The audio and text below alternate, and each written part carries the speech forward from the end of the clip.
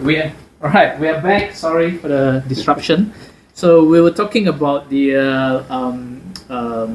microphase audio design. The tagline handcrafted in Australia. Obviously, it's made in Australia with imported components from overseas. Yeah.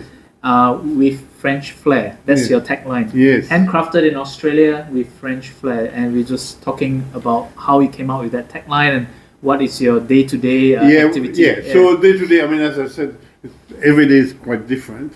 The one thing that I try to do most days is sit down after lunch and have an hour or two of just listening to music and listening to different speakers in our range to keep aware of what we might have to improve or we could improve or not, because obviously anytime we spend time doing some more R&D on the product, that tends to increase the price of the digital product, So we're trying I try to keep that to a minimum. It's only when I see a major potential upgrade, like what we're doing at the moment with the towers, that we engage with another designer and do simulations and tests and crossover design, but that can take hours and hours, So I need to pay that person, so it costs money, and then also you don't get the crossover right the first time, So that means you probably have 2 or 3 revisions of the crossover before it's actually sellable. Yep. And due to the quality of the components we're using, a crossover can cost a few $100. Exactly. Per speaker, so it's a significant cost of the design. So why French flair? Because although it probably looks more Scandinavian than French, the drivers are from France. I'm French, and I think that gives the speakers a certain flavor that is quite different or quite unique as well on the market. There's always a risk when you're too unique that people don't get it, but that's the plan. That people either like the thing, the look, or they don't. Okay, there's no middle way.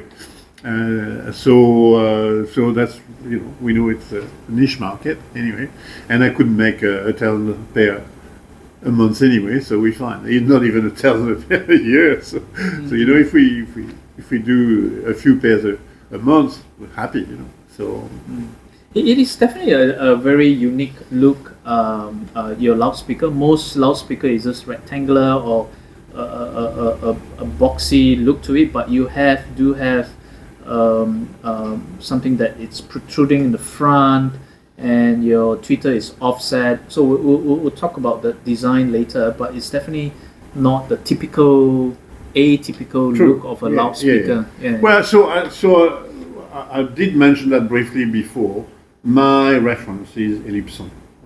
So it was a professional product that was designed for the French radio and television.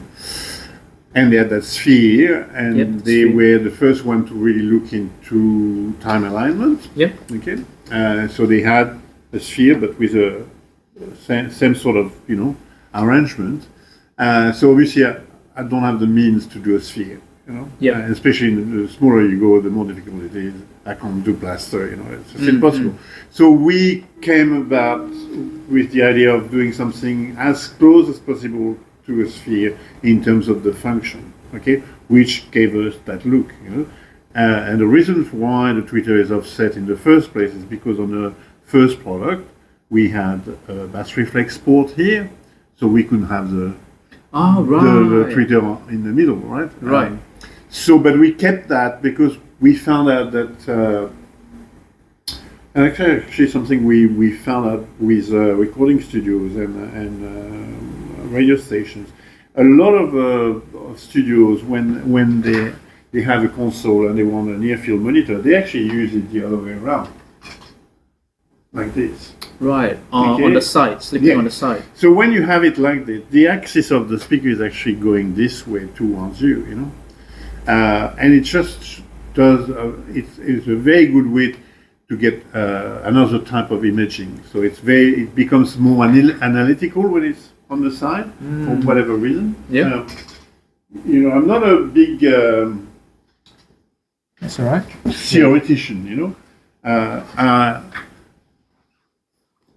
have a student who is now very famous, Atlas. Do you know Atlas? No. From harmonic? He has several names.